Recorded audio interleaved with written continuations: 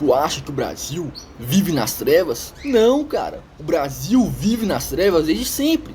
O Brasil tem 500 anos de história e 300 de fato foram na escuridão, foram nas trevas. E quem é que diz? Faça-se a luz, dá-se a luz. Claro que é o Dom Pedro II.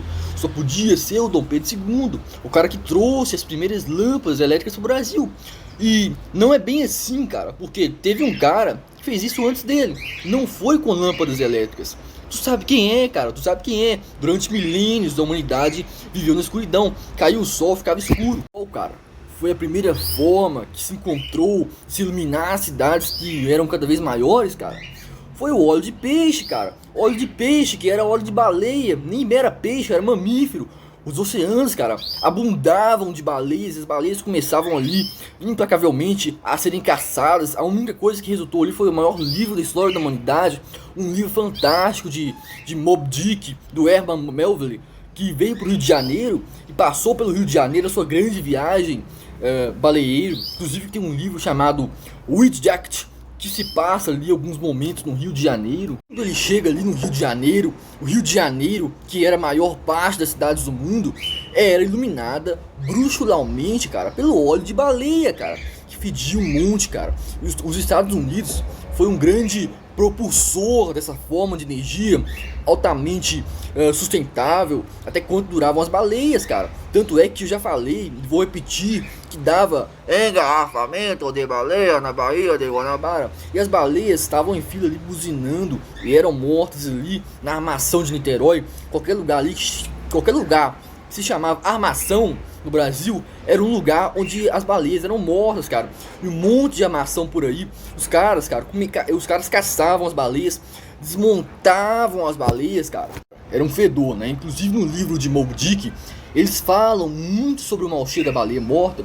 Aí o primeiro lugar onde essas baleias foram desmanchadas foram na Praia dos Mineiros, que hoje é a Praça do Mauá.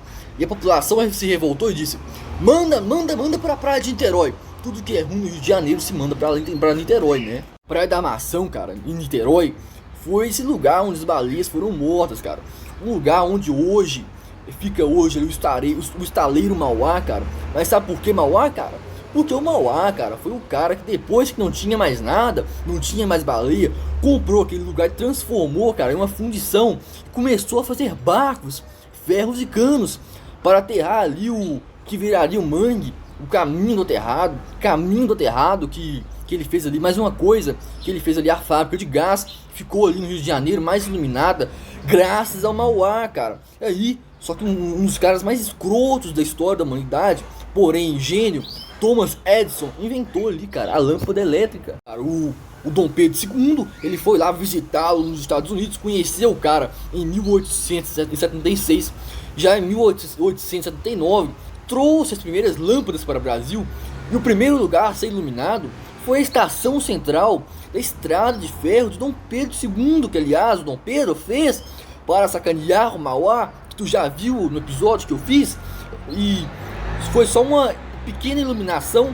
E o primeiro logradouro público de fato iluminado foi o Largo do Pasto, que hoje em seguida devia mudar o nome para Praça 15. A primeira cidade, cara, a ser iluminada por luz elétrica foi Campos dos Goytacazes, em 1883, por 39 lâmpadas. Também foi também lá, cara, foi instalada a primeira central termoelétrica do Brasil em 1883 para gerar ali energia para acender essas 39 lâmpadas. E aí, cara, o Mauá, ele enfrentou muitas dificuldades. Ele fez ali, cara, 20 km de tubulações de cano de ferro que o governo encomendou, mas não pagou. E esse confronto entre Mauá e Dom Pedro se resultou no fato de Dom Pedro conceder a Thomas Edison o direito de iluminação elétrica no Rio de Janeiro e depois para o resto do Brasil. Cara, começa a internacionalização desse processo, que vai chegar no auge da República com a Light. O Facquá vem para o Brasil e começa a iluminar São Paulo, porque fazem também as ferrovias, aí São Paulo Tramway, fazem também luz no Rio de Janeiro, e essa energia serve ali para movimentar os trens do Rio de Janeiro. Isso, cara, eram puxados por mola de cavalos, e aí depois vinham os trenzinhos elétricos. E a história de energia no Brasil sempre teve esse conflito entre energia produzida pelo Estado e energia privatizada. E a primeira central termoelétrica surgiria em 1883 ali para iluminar a Diamantina, para a exploração ali de diamantes no rio Jequitinhonha. A partir daí, cara, o Brasil ele começou a perceber que tinha um imenso potencial hidrográfico. Começou, cara, a pensar em produzir energia a partir do represamento dos rios, que incrivelmente foram considerados uma forma de energia limpa e sustentável, que de certa forma não é, cara. Você que já viu o impacto ambiental que essas empresas que foram ali crescendo cada vez mais, tiveram mais bacias hidrográficas brasileiras. E a gente nem precisa chegar na inauguração ali da maior usina do mundo, né? A Itaipu, em 1984. Que viria ali a perder de 1.000 para as usinas da China, né? E a Eletrobras, né, a empresa de energia, começou ali a criar grandes usinas, dentre elas a Tucuruí, né? Eles mataram um monte de mata e o Brasil passou a ser progressivamente dependente dessa geração de energia hídrica. Cara, 60% das energias produzidas no Brasil são hídricas. Solar é 2%, porque no Brasil não tem sol.